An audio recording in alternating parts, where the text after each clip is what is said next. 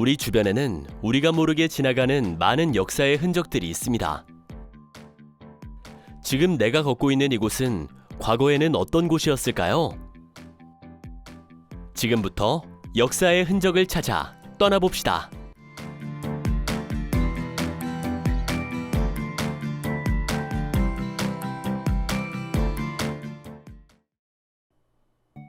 울산은 청동기 시대부터 많은 사람이 모여 살아온 곳 중에 하나였습니다. 그리고 신라 시대에는 수도 경주를 방어하는 곳으로, 고려와 조선 시대에는 외구의 침공을 막기 위한 곳으로 중요한 역할을 하였습니다. 그래서 울산에는 다양한 청동기 유적들이 있으며 약 30개의 성곽이 존재합니다. 이제 우리는 울산의 성곽들을 통하여 다음과 같은 역사 이야기들을 살펴보고자 합니다. 성곽도시 울산으로 떠나는 역사여행, 같이 출발해볼까요?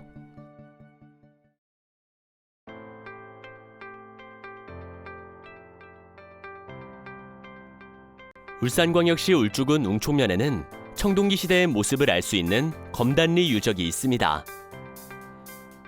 이곳은 국내에서 처음으로 마을을 감싸는 환호가 발견되었던 곳입니다. V자 또는 U자 모양의 이 환호는 총 길이가 298m에 달하며 가장 깊은 곳은 1.5m, 가장 넓은 곳은 2m 정도 되는 것이 남아 있습니다. 청동기 시대의 환호는 마을을 감싸는 굴을 뜻합니다. 그러니까 즉 마을 주변으로 또랑을 파가지고 외부로부터 들어오는 적을 방어하는 그런 시설인데요.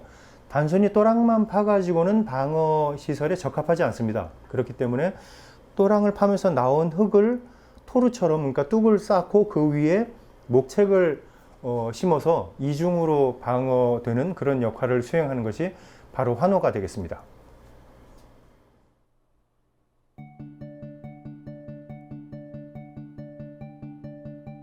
울산광역시 울주군 언양읍 동부리에는 다양한 성벽의 모습을 볼 수 있는 언양읍성이 있습니다.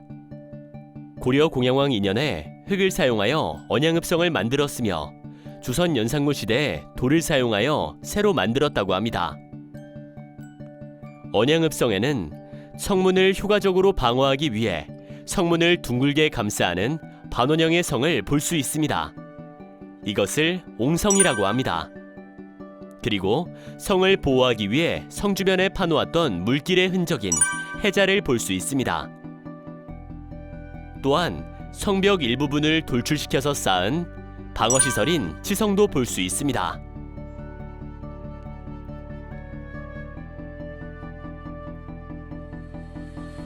울산광역시 중구 서동에는 지역방어의 중심지였던 병영성이 있습니다.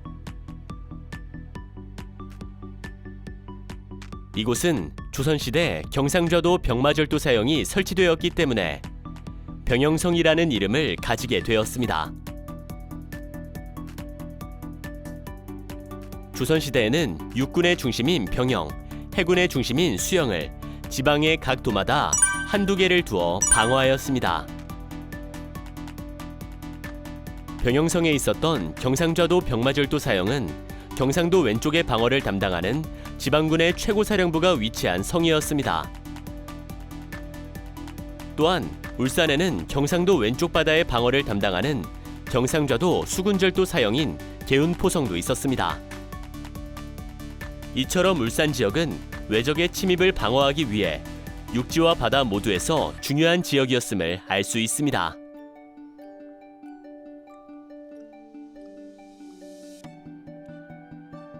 울산광역시 울주군 서생면 서생리에는 왜군들이 지은 서생포 외성이 있습니다. 외성이란 임진왜란과 정유재란 때 왜군들이 남해안 일대를 중심으로 축성한 성을 말합니다. 현재까지 확인된 외성은 32개로 파악되는데 임진왜란에 19개, 정유재란에 8개, 축성 시기가 명확하지 않은 5개가 있습니다. 이 가운데 서생포 외성은 보존 상태가 가장 뛰어나며 특히 선조 27년부터 삼형대사가 일본군의 장군이었던 가토 기요마사와 4차례에 걸쳐 평화교섭을 진행했던 장소로 알려져 있습니다.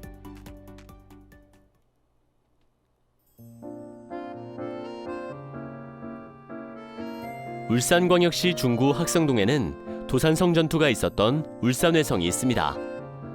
울산회성은 정유재란 때 외장 가토 기요마사가 쌓은 성입니다. 16,000명을 동원해 40여일 만에 쌓았다고 전해지고 있습니다. 이렇게 축성이 빨랐던 이유는 울산 읍성과 병영성의 성을 허물어 그 돌들을 사용하였기 때문으로 알려져 있습니다. 또한 이 성은 태화강 옆에 홀로 섬처럼 서 있는 산에 위치해 도산성이라는 이름도 가지고 있습니다. 이곳에서 정유재란을 통틀어 가장 큰 규모의 전투 중 하나로 꼽히는 도산성 전투가 있었습니다.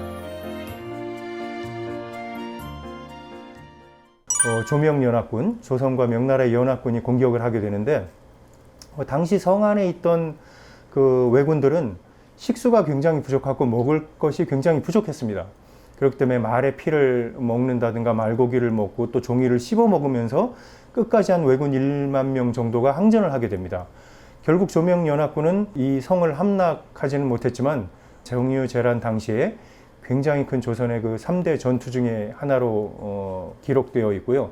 현재는 학성공원으로 조성되면서 많은 시민들의 그런 휴식 공간으로 자리하게 된 것입니다. 임진왜란을 상징하는 울산회성, 치열한 전투가 있었던 도산성, 시민들의 쉼터가 되는 학성공원. 이처럼 역사가 지나감에 따라 이 성은 세 가지의 다른 이름을 가진 장소가 되었습니다. 울산의 성곽을 통해 살펴본 역사 이야기 어땠나요? 이제 우리는 이러한 성곽들을 공원이나 관광지로 보존하고자 하는 노력을 하고 있습니다. 이곳들을 지나갈 때 그 속에 있는 역사의 이야기들과 그 의미들을 생각해 보는 것은 어떨까요?